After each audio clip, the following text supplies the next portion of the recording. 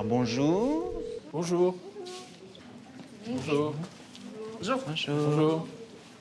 Alors installez-vous. Nous avons Samuel Lebon en chair et en os. Il est là pour animer un atelier avec vous, un atelier d'écriture. Bonjour à tous, bienvenue. Je propose qu'on commence par le film. Ça vous va? Ouais. On éteint les lumières.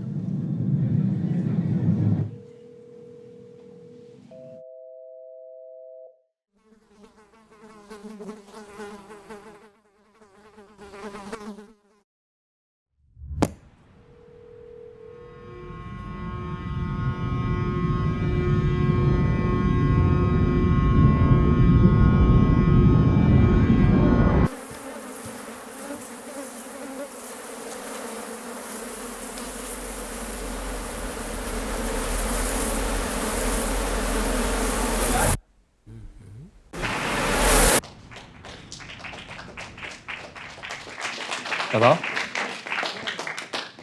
Alors, qu'est-ce que vous en avez pensé? Qu'est-ce que ça raconte à votre avis? Ça parle de vous dans vos pensées. Vous êtes en train de travailler et dans votre tête, vous pensez à autre chose. Je dirais que ça se passe beaucoup dans la tête. Ouais, c'est un peu ça qu'on a voulu exprimer, effectivement. Pourquoi avoir choisi une forêt? Que j'étais vraiment dans une forêt en train d'écrire quand on a fait ce film. J'aime bien m'isoler, en fait, donc j'ai besoin de me couper du monde extérieur pour être justement tout seul avec mes idées, avec mon cerveau. Et l'idée, c'était justement de montrer quel effet ça avait pour un écrivain d'être dans cet environnement-là. Mais du coup, est-ce que la forêt, c'est votre source d'inspiration? Moi, j'aime bien écrire dans des lieux isolés. Donc la forêt était vraiment un élément important pour moi à ce moment-là. Comment vous voyez un écrivain? Qu'est-ce que c'est pour vous, un écrivain? Un écrivain, pour moi, c'est quelqu'un qui doit avoir beaucoup de temps pour pouvoir écrire son livre parce que les écrivains, ils doivent beaucoup réfléchir pour savoir ce qu'ils vont dire, à quel moment. Donc pour moi, un écrivain, c'est quelqu'un qui écrit, mais qui met vraiment de la passion dans son écriture. Oui, c'est ça. Mais moi, dans ce que j'écris, je prends du vrai, je prends des choses qui m'arrivent vraiment, et puis je les déforme un petit peu, je les enjolive, je les enlaidis quand j'ai envie. Et quand on a décidé de faire un petit film pour raconter ma relation à l'écriture, on a voulu montrer qu'un artiste qui fournit un travail ou qui fait lire quelque chose qu'il a écrit, il se met un peu à nu. Et donc l'écrivain qu'on voit dans sa forêt, il est en train de puiser un peu à l'intérieur de lui pour raconter des choses intimes, peut-être en inventant des histoires, mais il va quand même raconter des choses sur lui. Et il arrive à la fin, il est presque à poil, on va dire, puisqu'il est en slip. Moi, je voulais vous demander pourquoi vous avez mis en avant une mouche dans le film. On cherchait des éléments qui pouvaient montrer que cet écrivain, il est en train de se perdre. En gros, il est peut-être allé dans sa forêt pour un week-end ou une semaine pour écrire, et un an après, il est toujours en train de courir dans sa forêt. Donc les mouches, c'était histoire de dire qu'il ne se lave pas, qu'il est là à traîner dans son bois. Et après, on a exagéré les mouches qui finissent par le poursuivre, à faire partie de lui, quoi. Ça devient un homme-mouche presque à la fin. Pourquoi ça vous est venu à l'esprit de devenir écrivain et artiste en même temps? Quand j'avais votre âge, je ne savais pas trop ce que je voulais faire. Et puis j'aimais bien les ordinateurs, j'aimais bien taper mes petits programmes, tout ça. Donc j'ai commencé à travailler dans l'informatique. Mais en parallèle, j'écrivais dans des magazines. Et au fur et à mesure, je me suis dit que j'avais envie de faire ça à plein temps. Donc il y a 8 ans, j'ai quitté mon travail. Je me suis dit, je veux faire que de la photo et de l'écriture. Est-ce qu'il y a un moment dans votre vie où vous avez regretté d'avoir quitté l'informatique? Non. Vous n'avez jamais regretté? Non. Après, c'est sûr que quand on est artiste, on a souvent des revenus qui sont un peu plus aléatoires, surtout. Parfois, on gagne de l'argent, parfois, on n'en gagne pas. Ça dépend de beaucoup de choses. D'accord. Mais donc, faut accepter d'être un peu moins riche, mais pour faire ce qu'on aime. Moi, j'ai trouvé que c'était c'était un bon calcul. Maintenant, je vais vous demander de vous mettre un peu à ma place. Donc, je vous montre des photos de ma cabane. Ce que vous ressentez, ce que vous entendez, est-ce que vous êtes à l'intérieur, qu'est-ce qui s'y passe, qu'est-ce qui se passe dehors. Et on va vous demander d'écrire quelques phrases. Alors ça peut être de la poésie, ça peut être un slam. Essayez de pas trop vous censurer.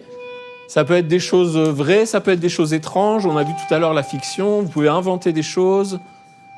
Mais ce qui est important, c'est que vous soyez seul avec vous-même.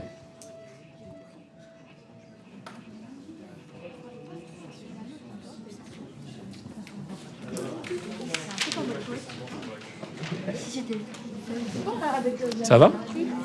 Ouais? Qu'est-ce qui vous inspire?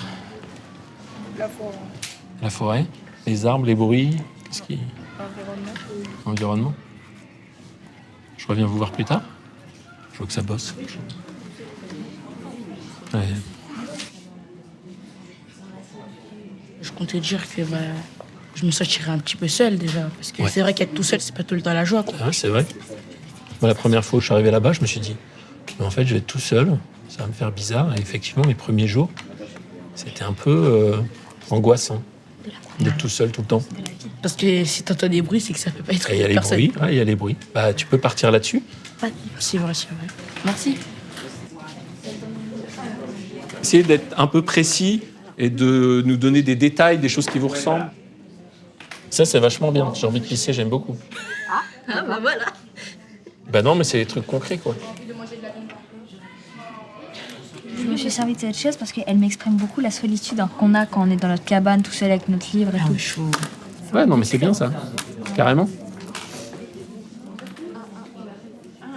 Ça va, tu t'en sors? La cabane en bois qui me donne une sensation de solitude. Là, vous êtes parti sur l'angoisse de la solitude. C'est pas mal, très bien. D'écrire, ça m'a permis de me libérer. Écrire tout ce que je ressentais dans un texte, c'est comme si tout ce que tu portais sur toi, tu le transmettais directement dans le texte et tu te sentais plus libre. J'ai écrit que il y avait un peu rien à faire d'autre que de se concentrer avec son stylo, avec sa tête et soi, avec son cerveau, de réfléchir à un truc. Est-ce que vous voulez que je vous lise ce que j'ai écrit dans ma dernière cabane? Oui. Alors c'est parti. Rendez-vous sur le parking de la gare de nulle part. Qu'est-ce qui fait le plus peur aux visiteurs? Les gargouilles déchues ou l'ermite de jardin qui vide son seau de merde sur le compost? Je me réveille avant le soleil. Je teste ma mâchoire. Je check mon dos. J'aime optimiser les tâches de routine en cogitant à mes romans. Je me décide à faire un détour par le village pour une pizza 4 fromages. Vous êtes sûrement à l'hôtel, me dit la patronne. Non, derrière les gargouilles, au fond du bois, sans huile piquante, merci. J'éclaire le chemin du retour à la torche de mon téléphone. Ma lampe se reflète dans les verres en cristal. On dirait une vieille carte postale. Vous voyez, ça peut partir loin dans la tête, une semaine dans une cabane.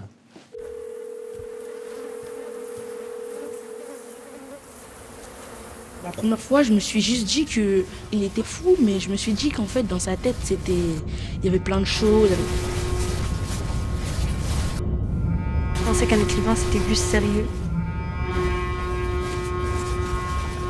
Je finis par comprendre qu'en fait, c'était juste un écrivain qui avait besoin d'air, d'espace, quelque part où il est tout seul, où il peut réfléchir. Alors, qu'est-ce que c'est? La Coupe du Monde. Non, c'est pas ça. C'est pas une machine à écrire. C'est une machine à écrire. Waouh, elle est belle. Moi, j'utilise quand j'ai besoin de me réveiller, quand je me sens un peu mou, que je sens que je suis pas très en forme. Je la pose sur une table et rien que le fait de taper, ça me réveille. Du coup, les meilleures phrases, on va les taper à la machine. En face de la cabane d'heure, il y a des lampes de bureau, des chaises, un tapis de fleurs, de frissons et d'angoisse. Ariel. Je suis dans le calme et dans la cabane, je lis des livres comme il n'y a pas de connexion et j'essaye de voir les insectes. Ariel. Bien joué. Attendez, là, j'ai peur. Ariel. Je reçois un bruit de ventilation qui revient sans cesse dans ma tête, qui traverse les sons de la pluie et qui crée une mélodie sans fin. Ariel. J'ai réussi. Force à toi. Avec uniquement mon stylo et mes pages. Je regarderai autour de moi pour m'inspirer. Ariel. T'as mis l'espace. T'as pas mis l'espace au bon endroit, mais c'est pas grave. Merci beaucoup. Merci à vous.